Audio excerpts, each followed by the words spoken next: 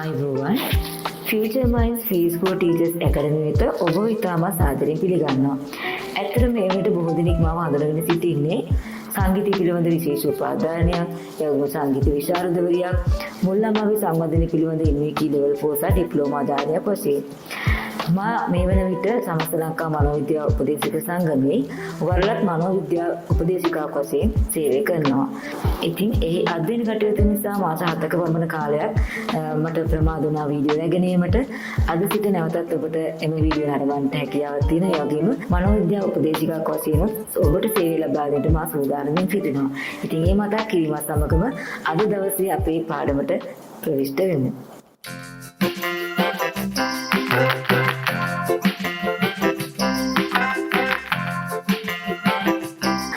පොරොන්දු පරිදි අද මම ඔබ වෙත ගෙනීමට සූදානම් වන්නේ පෙරපාසල් දරුවෙක් සඳහා කොහොමද කුඹුරු ගෙඩියක් හඳුන්වා දෙන්නේ යන පිළිබඳව ප්‍රායෝගිකව පන්ති කාමරය තුළදී එසේත් නැත්නම් NVQ level 4 සහ ඩිප්ලෝමා විභාගයේදී ඉදිරිපත් කරන අයුරු පිළිබඳ වීඩියෝවක්. ඉතින් ඔබ මගේ දෙවෙනි වීඩියෝ නැරඹුවා නම් එහිදී මම සඳහන් කළා කුඹුරු ගෙඩියක් හඳුන්වා දීම පිළිබඳ පාඩම් සැලසුමක්. ඒ පාඩම් සැලසුම ප්‍රායෝගිකව ඉදිරිපත් කරන්නේ කෙසේද යන පිළිබඳව වීඩියෝ රැගෙන එනවා කියලා මම ඔබට පොරොන්දු වුණා. ඉතින් අද මම පාඩම් කිරීමට සූදානම් වන මම හිතන්නේ අද පෙරපාසල් ගුරුවරුන්ට වගේම විභාගය සඳහා සූදානම් වන ඔබ සියලු දෙනාටම මෙම වීඩියෝ ඉතාමත් වැදගත් වේවි. ඉගෙනුම් ආධාරක සහිතව පන්තිට ප්‍රවිෂ්ඨ වීමේදී දරුවාට පාඩම් පිළිබඳ හොඳ අවබෝධයක් ලබා ගැනීමට හැකියාවක් ලැබෙනවා. ඒ වගේම ගුරුවරයාගේ කාලය කළමනාකරණය කරගනිමින් ඒ දරුවාට අවශ්‍ය දැනුම ලබා දීමට මේ ඉගෙනුම් ආධාරක සූදානම් කර පැමිණීම ඉතාමත් වැදගත් වෙනවා. ඉතින් අද ඔබට මගේ මේසේ පුරාට පේනවා ඉගෙනුම් ආධාරක සහිතව තමයි මම පන්තියට ප්‍රවිෂ්ඨ වෙලා තියෙන්නේ කියලා. ඉතින් ඒ සඳහා සියලුම ඉගෙනුම් ආධාරක මේ මේසේ තුල මා සූදානම් කරමින් සිටිනවා. ඒ වගේම පන්ති කාමරය තුලදී නම් දරුවන්ගේ ප්‍රමාණය අනුව ගුරුවරුන්ට පුළුවන් ඉගෙනුම් ආධාරක සූදානම් කරගන්න. ඔබ විභාගයට සූදානම් වෙනවා නම් දරුවන් දෙදෙනෙකුට ප්‍රමාණවත් වෙන පරිදි ඉගෙනුම් ආධාරක සූදානම් කරගත්තට කමක් නැහැ. නමුත් මේදී ඉතාමත් අත්‍යවශ්‍ය දෙයක් තමයි අපි ඉගෙනුම් ආධාරක කලින් සූදානම් කර පැමිණීම. ඉතින් ඔබට මගේ මේසේ පුරාට පේනවා මම ඉගෙනුම් ආධාරක සහිත තමයි පන්තිට ප්‍රවිෂ්ඨ වෙලා තියෙන්නේ කියලා. මේදී මම ඉගෙනුම් ආධාරක විදිහට සඳහන් කරා දැන් අද මගේ පාඩම වන්නේ කොමුරු ගෙඩියක් හඳුන්වා දීම. ඒ සඳහා නැවුම් පළතුරු වටයක් සූදානම් කරමින් පැමිණලා තිනවා. ඒ වගේ මේ සඳහා වූ ඒප්‍රන් එකක් සියලුම ඉගෙනුම් ආධාරක මේ මේසේ පුරාවට සූදානම් කරලා රැගෙන ඇවිල්ලා තියෙනවා. ඉතින් මම හිතන්නේ ඕනෑම ගුරුවරයෙක් මේ ඉගෙනුම් ආධාරක සහිත පන්තියට ප්‍රවිෂ්ඨ වීම ඉතාමත් වැදගත් වෙනවා කියලා. අපි බලමු ප්‍රථමයෙන්ම කොහොමද මේ පාඩම ඉදිරිපත් කරන්නේ කියලා. ඉතින් බොහෝ දෙනෙක්ට ගැටලුවක් වෙලා තියෙනවා විභාගයේදී කියලා කොහොමද මේ පාඩම ඉදිරිපත් කරන්නේ කියලා. ඉතින් මගේ මේ පාඩම් සැලසුම කොමරු ගැන සඳහන් කරාට ඕනෑම එළවලුවක්, පළතුරක්, සතුන් පිළිබඳව, චාක වර්ග පිළිබඳව, යාන වාහන පිළිබඳව හඳුන්වා දීමේදී මේ පාඩම් සැලසුමට ඔබට මාතෘකා වෙනස් කරමින් ඉදිරිපත් කරන්න පුළුවන්. ඒ අනුව ඔබට අනුගමනය කරන්න පුළුවන් කොහොමද මේක ඉදිරිපත් කරන්නේ කියලා. එහෙනම් පියවරෙන් පියවර කොඟුරු ගෙඩිය කොහොමද දරුවට හඳුන්වා දෙන්නේ යන පිළිබඳව අපි මෙතෙන් සිට නරඹමු. මම ඔබට පියවරෙන් පියවර අනුගමනය කිරීමේදී පළවෙනි පියවර, දෙවෙනි පියවර, තුන්වෙනි පියවර හැම පියවරක් අවසානයේදීම මේ පිළිබඳ විස්තරයක් කියා දෙන්න. ඔබ දැන් පාඩම හොඳින් නිරීක්ෂණය කරන්න සහ ඔබ එය අධ්‍යයනය කරන්න. ඔබට මේ ඉදිරිපත් කරන සිද්ධ වෙන විභාගයේදී නම් දරුවන් ඉදිරියේ සිටිනවා අය සිතලා. පන්තියේ ඉන්න ගුරුවරයෙක් නම් මේක ඉතාමත් පහසුයි. දරුවන් සමග තමයි මේ කාර්යය කරන්නේ. ඉතින් ඒගොල්ලන්ට ගොඩක් හරි පහසුයි දරුවන් සමග මේ කටයුත්ත කිරීමේදී. නමුත් ඔබ විභාගයේදී කිරීමේදී දරුවන් ඉදිරියේ නෑනේ. ඔබට සිටින්නේ විභාග සඳහා මුහුණ දෙන ගුරුවරියා නෙවෙයි නැත්නම් විනිශ්චය මණ්ඩලය පමණයි. ඉතින් ඔබ ඉදිරියේ දරුවන් සිටින අය සිතා තමයි මේ කටයුත්ත සිදු කරන්න වෙන්නේ. ඔබ කතරම් ඉගෙනුම් ආධාරක සූදානම් කරගෙන පන්තියට ප්‍රවිෂ්ඨ වුණා ඔබගේ ඉදිරිපත් කිරීම අසාර්ථක නම් ඔබ අසමත් වෙන්න ඉඩ තියෙනවා. ඉතින් එසේ නොවි කොහොමද ප්‍රායෝගිකව ඉදිරිපත් කරන්න යන පිළිබඳව මෙම පාඩමෙන් ඔබට අවබෝධ වේවි. එහෙනම් අපි පාඩම සඳහා සූදානම් වෙමු. හරි. ආයුබෝවන් මගේ ළමයි. කොහොමද? හැමෝටම සුබ උදෑසනක් වේවා. හොඳයි. ඔන්න ඉතින් අද මම පුතාට ඉදිරිපත් කරන්න සූදානම් වෙන්නේ කොමඩු ගෙඩියක් පිළිබඳව. පුතාලා කොමඩු කාලා තියෙනවද? කාලා තියෙනවා. ඔව් කාලා තියෙනවා. අපි කොමඩු ජූස් දීලා තියෙනව නේද? කොමඩු හරි රසයිද? රසයි. එහෙනම් අද මම පුතාට කියා දෙන්න යන්නේ කොමඩු ගෙඩියක් ගැන. ආසයිද? ආසයි. පුතාට මතක ඇති පසුගිය සතියේ මම කියා දුන්නා ඇපල් ගෙඩියක් පිළිබඳව. මතකද? ඇපල් ගෙඩියක් ඇන්දා, ඇපල් ගෙඩිය පාට කළා, ඇපල් ගෙඩියක් කෑවා නේද? හරිම රසයි. එහෙනම් අදත් මම කියා දෙන්න සූදානම් වෙන්නේ පරිසරයේ තියෙන රසවත් පළතුරක් ගැන. අපි එහෙනම් පාඩමට ප්‍රවිෂ්ඨ වෙමු. එහෙනම් අද මාත් එක්ක ඉතුරුලා හිටියොත් ඔන්න කොමඩු ගෙඩියේ කාලා බලන්නත් පුළුවන්. එහෙනම් හැමෝම චුට්ටක් ඇහවා ගමුද? ටීචර් පොඩි වැඩක් කරන්න යන්නේ. හරි. දැන් පුතාලා හැමෝම ඇස් අරින්නකෝ. මේ මොකද්ද? කොමඩු ගෙඩියක්ද? කොමඩු ගෙඩියක් වගේ නේද ටීචර් දැන්? ඒකනේ ලස්සනයිද? හරි. ඔන්න දැන් අපි කොමඩු ගෙඩිය ලස්සන සින්දුවක් ගායනා කරමු. මං කිව්වට පස්සේ පුතාලා කොමඩු ගෙඩිය සින්දුව ගායනා කරන්න ඕනේ. හරිද? ඔන්න. පැණි කොමඩු හරිම රසයි පිට කොළ පාටයි මැද රතු පාටයි කළු ඇට ගොඩයි සින්දුව රස නේද? එහෙනම් මාත් එක්ක හැමෝම ගායනා කරමුද? හරි. එහෙනම් ටීචර් කියනකොට ටීචර්ත් එක්කම ගායනා කරන්න ඕනේ. ඔන්න එහෙනම් මාත් එක්ක හැමෝම ගීතේ ගායනා කරමු. මම පුතාට පදයෙන් පදේ කියා දෙන්නම්. පේලින් පේලේ කියා දෙනවා. හරි. ඔන්න පැණි කොමඩු හැමෝම කියන්න. හරිම රසයි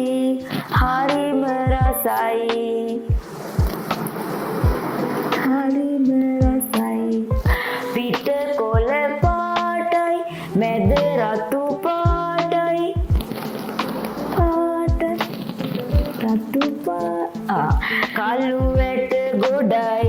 කළු ඇට ගොඩයි. දැන් සින්දුව පාඩන්ද? එහෙනම් ඔන්න ටීචර්ත් එක්කම දැන් සින්දුව කියමු. හරිද? පැණි කොමඩු හරිම රසයි පිට කොළ පාටයි මැද රතු පාටයි කළු ඇට ගොඩයි. සින්දු ගායනා කරන්න පුළුවන්ද? හරි. දැන් ඔන්න පුතාලා දන්නවා කොමඩු ගෙඩිය පාට. කොමඩු ගෙඩිය පාට මොනවද? මේ කොළ පිටපැත්ත මොන පාටද? කොළ පාටයි. මැද කැපුවම රතු පාටයි. ඊට පස්සේ තියනවා නේද කළු පාට ඇට. ඒක තමයි. දැන් මේ කොමඩු ගෙඩියක් තියෙනවානේ. මේක මොකද්ද මේ? මේ මොකද්ද? මෙන්න කොමඩු ගෙඩිය. මේ කොමඩු ගෙඩිය ගැන සින්දුවක් තමයි අපි දැන් මේ ගායනා කරේ. එහෙනම් දැන් පුතාලා දන්නවා මේ තමයි කොමඩු ගෙඩිය. ඔන්න දැන් ඊට සින්දුව කියා දුන්නා. අපි මේක තව ටිකකින් රස බලන්න සූදානම්. ඊට කලින් අපිට වැඩ ටිකක් තියෙනවා කරන්න. හරිද? හරි. එහෙනම් දැන් අපි ආපහු ගීතේ ගායනා කරලා බලමුද? කාටද තනියෙන් කියන්න පුළුවන් සින්දුව? පුතාට පුළුවන් නා ගායනා කරන්න බලන්න. පැණි කොමඩු. හරි. ලස්සනයි. ලස්සන ගීතේ ගායනා කරා. හරි. හරිම ලස්සනයි. බලන්න දැන් හැමෝටම ගීතේ ගායනා කරන්න පුළුවන් නේද? එහෙනම් පුතාලා කොමඩු ගෙඩිය කියන්නේ මොකක්ද කියලා හඳුනගත්තද? කොමඩු කියන්නේ මේ පිට කොළ පාට තියෙන මැද රතු පාටයි නේද? කළු පාට තිත් තියෙනවා. රහයිනේ. හරි. එහෙනම් ඔන්න අද පුතාලා කොමඩු ගෙඩිය කියන්නේ මොකක්ද ඔන්න දැන් හඳුනගෙන ඉන්නේ. හරි. ඔබට පුළුවන් පළවෙනි පියවර මේ විදිහට අනුගමනය කරන්න.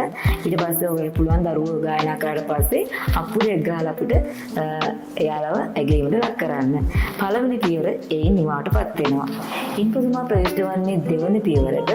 ඒදී මා සඳහන් කරලා තිනවා ඉදිරිම් ආධාරක විදිහට විවිධ පළතුරු දැක්වෙන පින්තූර කාඩ් සමගින් තමයි පන්තියට ප්‍රවිෂ්ඨ වන්නේ කියලා. ඒදී මා බලාපොරොත්තු වෙන්නේ විවිධ පළතුරු කාඩ්පත් අතරින් දරුවා කොමඩු ගෙඩිය හඳුනා ගන්නවා යන්න පිළිබඳ අවබෝධයක් ලබා දීමට.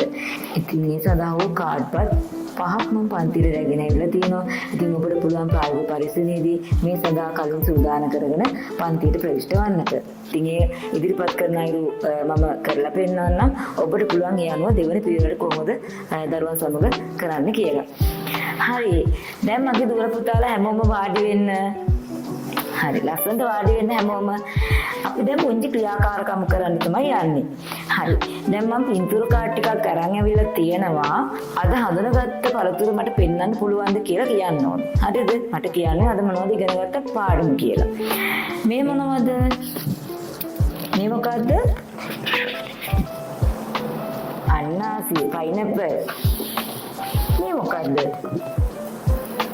ඔරෙන්ජ්. නැත්නම් අපි කියනවා බදාම්. මේ මොනවද?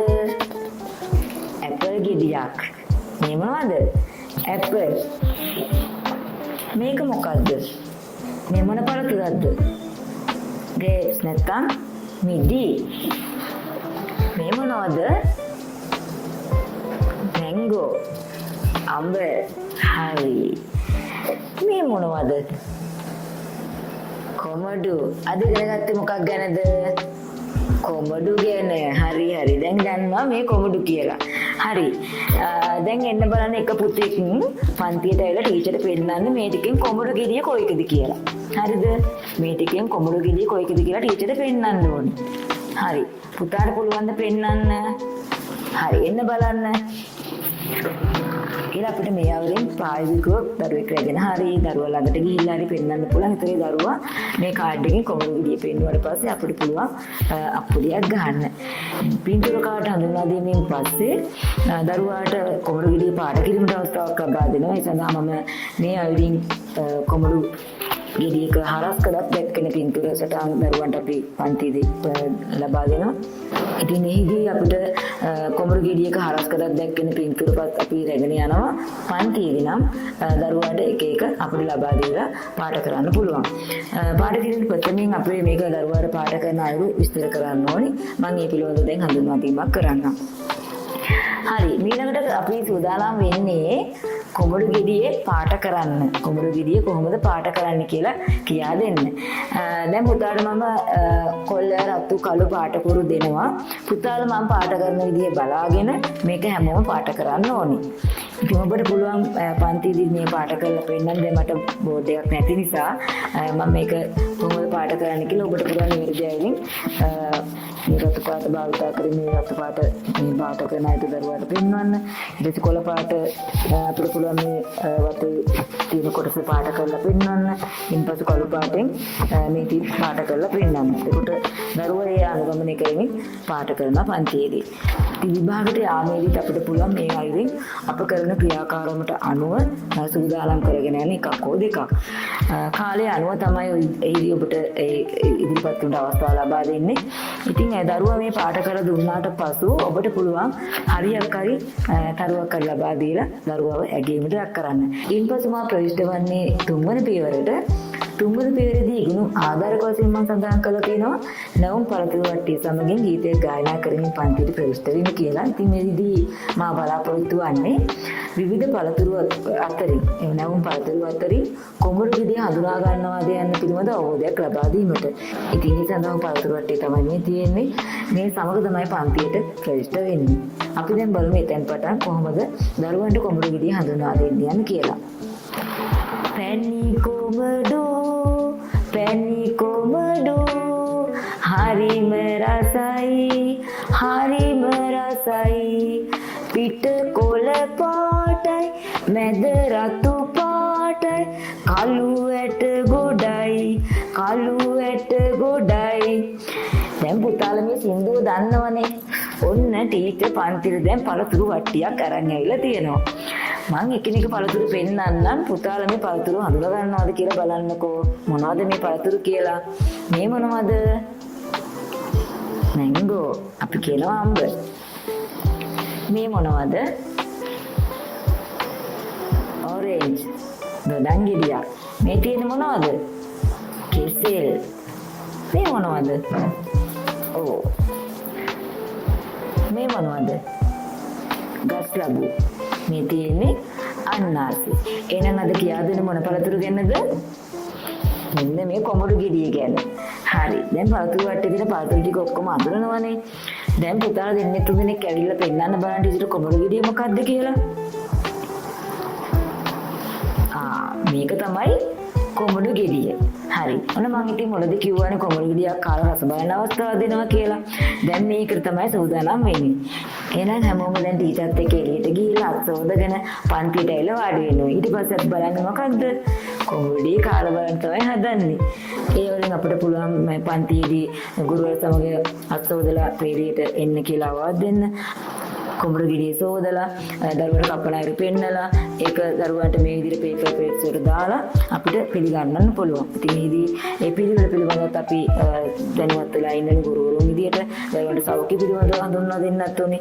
අපි කොමුණු ගෙඩිය දරුවට සෝදලා පෙන්නනවා.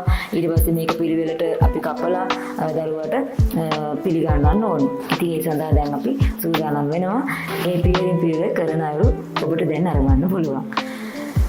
හරි. මේදී අපි ප්‍රථමයෙන්ම සූදානම් වෙන්නේ කොමුණු ගෙඩිය සෝදාන්න. ඉතින් විභාගෙදී නම් ඔබට මේ කොමුණු ගෙඩිය සෝදලා පෙන්නන්න පුළුවන්. මම දැන් මේක සෝදගෙන ඇවිල්ලා තියෙනවා. නමුත් මම මෙතනදි කරලා පෙන්නනවා.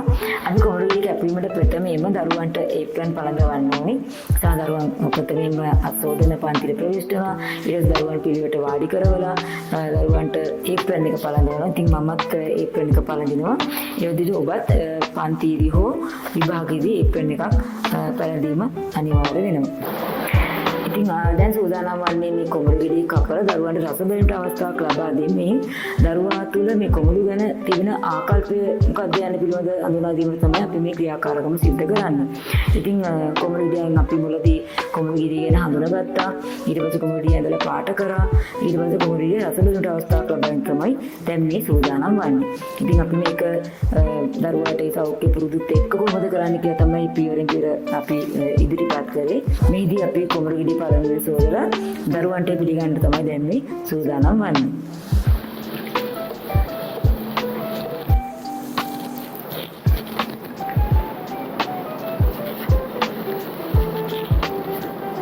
පන්තියේදී නම් ඔබට දරුවන් සිටින ප්‍රමාණය අනුව කොමුණු ගෙඩිය කපලා දෙන්න පුළුවන්. ඉතින් විභාගෙදී නම් අපි මේක කොටස් දෙකකට වගේ කපාගෙන පිළිගන්න අරු පෙන්වන්න තමයි අවශ්‍ය වන්නේ.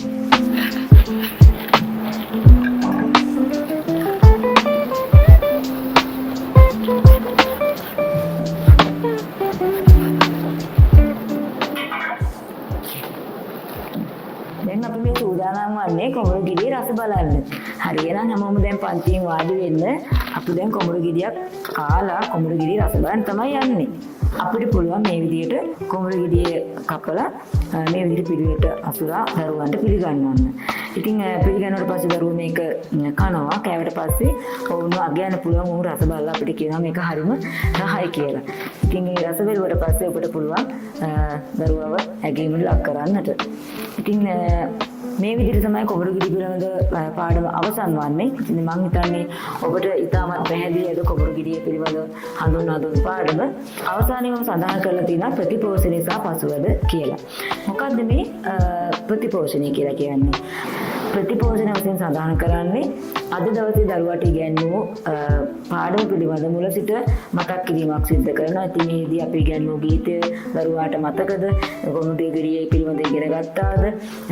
යම්කිසි දරුවෙකුට කොමුණු ගෙඩිය ගැන අවබෝධයක් නොලැබී තිබේ නම් හෝ තේරුනේ නැතිනම් අපිට පුළුවන් වෙනත් දවසක මෙම පාඩම ඉදිරිපත් කරන අය සටහන් කරන්න. ඒ ටික තමයි ඒ සටහන් කිරීම තමයි අපි ප්‍රතිපෝෂණය වශයෙන් සඳහන් කරන්නේ. ඉන් පසුව සඳහන් කරනවා පසුවැඩ. පසුවැඩ කියලා කියන්නේ නිවසේදී දරුවාට කරගෙන යාම සඳහා දෙන ලබන ක්‍රියාකාරකමක්. ඉතින් හැම පාඩමකටම පසුවැඩක් අවශ්‍ය නොවුණත් අපිට පුළුවන් මෙවැනි පාඩමකදී දරුවාට නිවසේදී කරගෙන යාමට පසුවැඩක් ලබා දීමට. ඉතින් මම මෙහිදී සඳහන් කරලා තියෙනවා කොමුණු ගෙඩිය හරස් කරලා දැක්වෙන රූප සටහනක් ලබා දීලා රතු කොළ කළු වර්ණ භාවිතා කරමින් වානිස් පේපර් කොළ ඉරා අලවාගෙන යාමට උපදෙස් ලබා දෙනවා කියලා. ඉතින් අද දවසේ මම ඉදිරිපත් කළා කොමුණු ගෙඩියක් පන්ති කාමරයක් තුලදී නැත්නම් ඔබ NVQ level පෝසා ඩිප්ලෝමා විභාගයේදී කොහොමද ඉදිරිපත් කරන්න යන්න පිළිබඳව මුල සිට මේ ඉදිරිපත් කරන අයුරු පිළිබඳව නැවතත් අධ්‍යයනය කරමින් ඔබට පුළුවන් මේ ප්‍රායෝගිකව හදාරා බලන්නට. ඉතින් ඔබ විභාගයට ප්‍රවිෂ්ඨ වෙනවා නම් මේ කරුණු පිළිබඳව ඉතාමත් සැලකිලිමත් වන්න. ඉගෙනුම් ආධාරක නිසි අයුරින් සකස් කරගන්න නිර්මාණාත්මකව ඔබට පුළුවන් බෑග්ග්‍රවුන්ඩ් එක පිළිවෙලට සකස ගන්න. ඉතින් පන්තියේ ප්‍රවිෂ්ඨ වෙනදී මුල සිට අග දක්වාම ගුරුවරගේ ක්‍රියාකාරකම් පරීක්ෂණයට ලක් වෙනවා. ඔබ නිවැරදි ලෙස ඉගෙනුම් ආධාරක භාවිතා කරමින් නිවැරදි වචන භාවිතා කරමින් දරුවන් සමග මේ දරුවට අවබෝධ වෙන විදිහට පාඩම සිදු කරා නම් ඔබ විභාගයෙන් අසමත් වෙන්න හේතුවක් නැහැ. එහෙනම් අද දවසේ මම ඔබගෙන් සමගන යන්නට සූදානම්. ඊට මත්තෙන් මතක් කරන්න NVQ level 4 සහ ඩිප්ලෝමා පාරිභෝගික පරීක්ෂණයේදී ඔබට පරීක්ෂණ 4ක් සඳහා සූදානම් වෙනවා මම කලින් සඳහන් කරා. ඉතින් ඒදී අවශ්‍ය කරන පාඩම් සැලසුමක් සහ ප්‍රායෝගිකව ඉදිරිපත් කරන්න යන්න පිළිබඳ එක් පාඩමක් තුලින් මම ඔබට අවබෝධය ලබා දුන්නා.